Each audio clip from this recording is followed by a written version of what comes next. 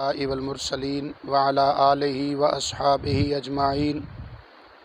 أما بعد فأعوذ بالله من الشيطان الرجيم بسم الله الرحمن الرحيم قال رسول الله صلى الله تعالى عليه وسلم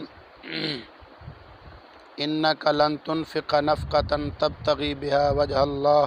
إلا أجرت بها او کما قال علیہ الصلوۃ والسلام صدق رسولہ النبی الکریم الامین ان اللہ وملائکتہ یصلون علی النبی یا ایھا الذین آمنوا صلوا علیہ وسلموا تسلیما۔ محبت نال پڑھیے الصلاۃ والسلام علیک یا سیدی یا رسول اللہ وعلی آلک واصحابک یا سیدی یا حبیب اللہ، الصلاۃ والسلام علیک یا سیدی یا خاتم النبیین وعلی آلک واصحابک یا سیدی یا محمد رسول اللہ صلی اللہ تعالی علیہ وآلہ وسلم۔ انتہائی قابل صد احترام دوستو، بزرگو، پائیو، درس بخاری شریف سڑی گفتگو دا موضوع چل رہا سی۔ اج دے درس اندر مزید ایک حدیث پاک بخاری شریف دی آپ حضرات دے سامنے پیش کرنا چاہ رہے ہیں، توجہ دے نال سماعت فرماؤ۔ اس حدیث پاک دے راوی جناب حضرت سعد بن ابی وقاص رضی اللہ تعالی عنہ نے، آپ خود ہی اس حدیث پاک دے راوی نے اور آپ خود ہی اپنا ایک واقعہ بیان فرما رہے ہیں۔ حضرت سعد بن ابی وقاص رضی اللہ تعالی عنہ انہاں 10 صحابہ وچوں نے جنہاں نوں میرے مصطفیٰ کریم صلی اللہ علیہ وسلم نے ایتھے دنیا تے ہی جنت دی بشارت عطا فرمائی سی، یعنی عشرہ مبشرہ وچ آپ دا تذکرہ ہے۔ جناب حضرت سعد بن ابی وقاص رضی اللہ تعالی عنہ بیمار ہوئے 10 ہجری دے اندر حجۃ الوداع علیہ سال، تو میرے آقا کریم صلی اللہ تعالی علیہ وسلم انہاں دی بیمار پرسی واسطے تشریف لے آئے۔ تو حضرت سعد بن ابی وقاص رضی اللہ تعالی عنہ نے عرض کی تھی، یا رسول اللہ صلی اللہ علیہ وسلم میری بیماری شدت اختیار کر گئی ہے۔ بیمار سن تو شدید بیمار ہو گئے، تو یا رسول اللہ صلی اللہ علیہ وسلم میں اپنے مال دی کچھ وصیت کرنا چاہنا، اور نال دسیا کہ یا رسول اللہ صلی اللہ علیہ وسلم میرے وارثاں وچوں صرف یعنی جڑے حقیقی وارث نے انہاں وچوں صرف ایک بیٹی ہے میری، باقی اور وارث کوئی نہیں میرا۔ تو اللہ تعالیٰ نے مینوں مال بڑا عطا فرمایا ہے، تو میں چاہنا کہ 2/3 حصے اپنے مال وچوں میں وصیت کر جاواں۔ یاد رکھنا کہ اپنے مال دی وصیت کرنا فرض یا واجب نہیں، یہ مستحب ہے۔ جب تک وراثت دے مسائل دا اللہ تعالیٰ نے حکم ارشاد نہیں سی فرمایا، یعنی وراثت دے مسائل بیان ہون تو پہلے وصیت کرنا واجب ہوندی سی، ضروری سی۔ اور اس تے قرآن پاک دی اللہ تعالیٰ نے ایک آیت مبارکہ پوری قرآن پاک دے اندر بیان فرمائی ہے۔ اللہ تعالیٰ فرمایا کتب علیکم اذا حضر احدکم الموت ان ترک خیرا الوصیۃ للوالدین والاقربین بالمعروف حقا علی المتقین۔ تو اللہ تعالیٰ فرماندا ہے کہ وصیت تواڈے تے لازم قرار دیتی گئی، یعنی کوئی بندہ فوت ہون لگدا سی تے او وصیت کر جاندا سی کہ میرا جڑا مال ہے او دے وچوں اتنا فلاں نوں دے دینا، اتنا فلاں نوں دے دینا، اتنا فلاں نوں دے دینا، تے باقی جڑا ہے او میرے اہل خانہ تقسیم ہو جائے گا۔ تو یہ وصیت ضروری سی جب تک وراثت دا حکم نہیں سی آیا۔ تو جدوں وراثت دے اللہ تعالیٰ نے احکام بیان فرمائے، سورہ نساء پارہ نمبر 4 دا پورا ایک رکوع ہے، دوسرا رکوع ہے سورہ نساء دا، یوصیکم اللہ فی اولادکم للذکر مثل حظ الانثیین۔ اس پورے رکوع دے اندر وارثاں دا، اور پھر اسی طرح اس سے سورۃ نساء پارہ نمبر 6 دا جو آخری رکوع ہے اس دے اندر بھی ایسے میراث دے مسائل اللہ تعالیٰ نے بیان فرمائے۔ تو جدوں میراث دے احکام آ گئے تو پھر جو اپنے ورثاء نے انہاں واسطے وصیت کرنا جائز نہ ٹھہری۔ ورثاء واسطے وصیت نہیں کر سکتا، لیکن ورثاء تو علاوہ اگر کسی واسطے وصیت کرنا چاہے تو یہ جائز ہے، مستحب ہے، کر سکتا ہے، ضروری یہ بھی نہیں۔ مثال دے طور تے کوئی بندہ مرن لگے تو یہ وصیت کرے کہ میرے مال چو انے پیسے جڑے نے وہ تسی جناب مسجد دے اندر دے دینا، یا کسی اور کار خیر دے اندر دے دینا، غرباء تقسیم کر دینا، فلاں مدرسے نو دے دینا، تو یہ جائز ہے۔ لیکن وہ وصیت دی حد کتنی ہے کہ کتنی کی وصیت کر سکتا ہے، یہ بھی شریعت نے حد بھی مقرر فرمائی ہے۔ اس طرح نہیں کوئی بندہ کہے میرا سارا مال ہی تسی صدقہ کر دینا، ایسا بھی جائز نہیں۔ یہ مسئلہ اس حدیث پاک دے اندر بیان ہو رہا ہے۔ تو جناب حضرت سعد بن ابی وقاص رضی اللہ تعالیٰ عنہ نے عرض کی یا رسول اللہ صلی اللہ علیہ وسلم، میں اپنے مال دا 2/3 حصہ یعنی 66% میں وہ دی وصیت کرنا چاہنا کہ یہ تقسیم کر دیتا جائے میرے تو بعد غریباں وچ مسکیناں وچ کار خیر دے اندر، اور چونکہ میری وارث صرف ایک بیٹی ہے تو 1/3 حصہ یعنی 33% وہ دے واسطے کافی ہے، لہذا اس طرح فرماؤ۔ تو آقا کریم صلی اللہ تعالیٰ علیہ وسلم نے اس دا انکار فرمایا، یعنی حضرت سعد بن ابی وقاص فرمایا فَأَتَصَدَّقُ بِثُلُثَيْ مَالٍ، 2/3 سے میں صدقہ کرنا چاہنا۔ قال لا، میرے آقا کریم صلی اللہ علیہ وسلم نے انکار فرمایا کہ نہیں۔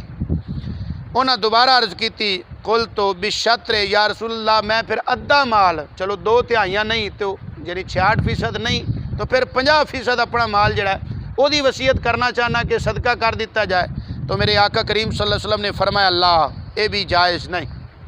پھر انہاں کیا الثلث، یا رسول اللہ پھر 3/3 حصہ میں صدقہ کرداں یعنی 33%،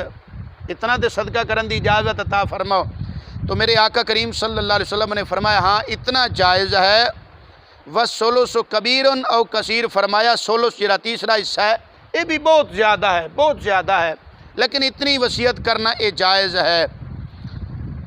اچھا یہ بات یاد رکھنا، زیادہ تو زیادہ اگر کوئی وصیت کرنا چاہے تو 3/3 حصے دی وصیت کر سکتا ہے، یہ حد ہے، بہتر ہے کہ اس تو بھی کم دی وصیت کرے۔ لیکن اگر کوئی زیادہ تو زیادہ اپنے مال دے صدقہ کرن دی وصیت کرنا چاہتا ہے اپنے اہل خانہ نو کہ اتنا میری طرف صدقہ کر دیتا جائے تو زیادہ 3/3 حصہ کر سکتا ہے، اس تو زیادہ کرن دی اجازت نہیں، یہ مسئلہ ذہن وچ رکھنا۔ اچھا آقا کریم صلی اللہ تعالیٰ علیہ وسلم نے فرمایا کہ 3/3 بھی بہت زیادہ ہے لیکن اتنا چلو ٹھیک ہے۔ اس کے بعد میرے آقا کریم صلی اللہ تعالیٰ علیہ وسلم نے ایک جملہ ارشاد فرمایا انکا ان تذر ورثتک اغنیاء خیر من ان تذرہم عالۃ یتکففون الناس۔ آقا کریم صلی اللہ علیہ وسلم نے فرمایا کہ تو اپنے اہل خانہ نو، اپنے گھر والوں نو مالدار چھڈ کے جائیں، اے بہتر ہے اس نالوں کہ انہاں تو کنگال اور بھکھے انہاں نو چھڈ کے جائیں اور تیرے جان تو بعد وہ پھر لوگاں کے ہاتھ پھیلاندے پھرن، وہ منگدے پھرن، انہاں دا گزر بسر ہی نہ ہوئے۔ تو انہاں نو اس حال دے اندر اپنے گھر والوں نو چھڈ کے جانا کہ اتنا ہی تسی صدقہ کر دیو، سارا ہی صدقہ کر دیو، انہاں واسطے بچے ہی کچھ نہ تے وہ پھر لوگاں کولوں منگدے پھرن، سوال کردے پھرن، یہ بہتر ہے کہ تسی اپنے اہل خانہ واسطے مال چھڑ کے جاؤ تاکہ انہوں دا گزر بسر سوکھا ہو جائے، تو یہ جائز ہے۔ اس کے بعد میرے آقا کریم صلی اللہ علیہ وسلم نے ارشاد فرمایا انکا لن تنفق نفقۃ تبتغی بہا وجہ اللہ الا اجرت بہا حتی ما تجعل فی امرأتک۔ آقا کریم صلی اللہ علیہ وسلم نے فرمایا کہ اللہ دی رضا اور اس دی خوشنودی واسطے جڑا بھی تو اللہ دے رستے دے اندر خرچ کریں گا اللہ تعالیٰ تینوں اس دا اجر عطا فرمائے گا۔